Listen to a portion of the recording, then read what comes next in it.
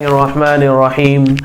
3 گناہ ایسے ہیں کہ جن کے بارے میں علماء نے اپنے مشاہدے اور تجربے سے لکھا ہے کہ جو آدمی ان 3 گناہوں میں مبتلا ہوتا ہے، اللہ تعالیٰ موت کے وقت کلمے کی توفیق اس سے چھین لیتے ہیں اور ایمان اس سے چھین لیا جاتا ہے۔ سب سے پہلا گناہ یہ ہے کہ ہم شریعت کے احکام کو بوجھ سمجھنے لگیں اور شریعت نے جس کام کو کرنے کے لیے کہا ہے اس کو اپنے اوپر بوجھ سمجھیں، اس کو ہلکا سمجھیں۔ جیسا کہ عورت ہے کہ اس کے لیے پردہ کرنا ضروری ہے، اب وہ پردے کو یا تو بالکل یہ سمجھے کہ اس کی کوئی حیثیت نہیں ہے، یا پھر یہ سمجھے کہ یہ ہمارے اوپر بوجھ ہے اس لیے ہم پردہ نہیں کرتے ہیں۔ ایسے ہی مرد رشوت سے اور سود سے بچنے کو بوجھ سمجھے۔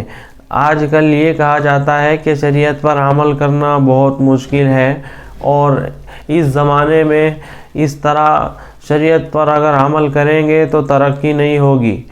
یہ بہت بڑی بیوقوفی ہے اور اپنی خطا ہے۔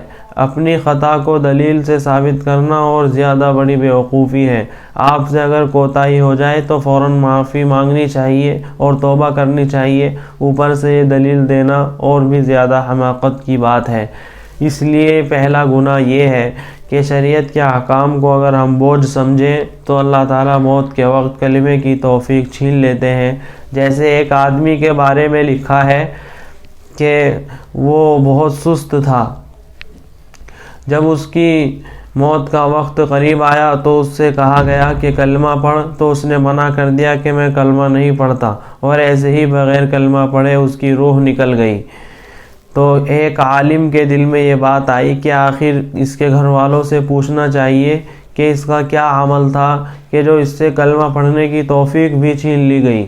تو اس کے گھر والوں نے بتایا کہ یہ بہت سست تھا، اور جب اس کے اوپر غسل جنابت فرض ہوتا تو یہ غسل کرنے میں سستی کرتا اور کہتا کہ بنی اسرائیل میں تو ایسا نہیں تھا، یہ ہمارا نیا مذہب کون سا ہے کہ اس کے اندر جب بھی غسل فرض ہو جائے تو فوراً غسل کرو۔ یہ بات وہ اپنے دل میں رکھتا تھا اور غسل کرنے کو ایک بوجھ سمجھتا تھا۔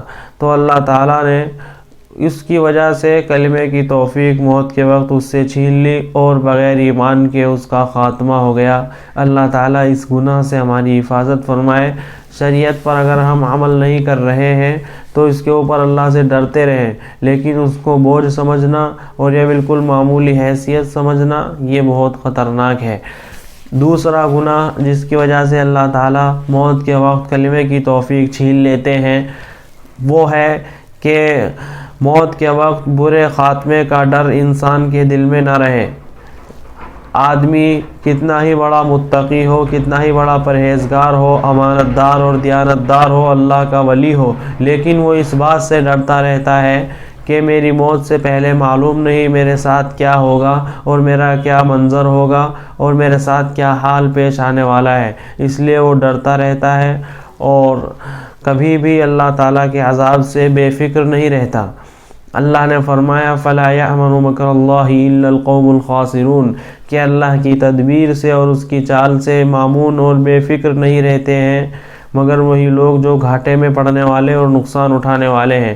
اس لیے موت کے وقت اپنے برے خاتمے سے ڈرتے رہنا۔ جو اس سے نہیں ڈرتا ہے اس سے بھی اللہ تعالیٰ ایمان کو اور کلمے کی توفیق کو چھین لیتے ہیں۔ تیسرا گناہ جو ایمان کے چھن جانے کا سبب ہوتا ہے وہ ہے نعمت اسلام کے اوپر شکر ادا نہ کرنا۔ آپ کو اللہ تعالیٰ نے مسلمان بنایا، اسلام کی اتنی بڑی دولت سے نوازا، آپ اس کے اوپر ناشکری کریں تو اللہ تعالیٰ موت کے وقت کلمے کی توفیق چھین لیتے ہیں۔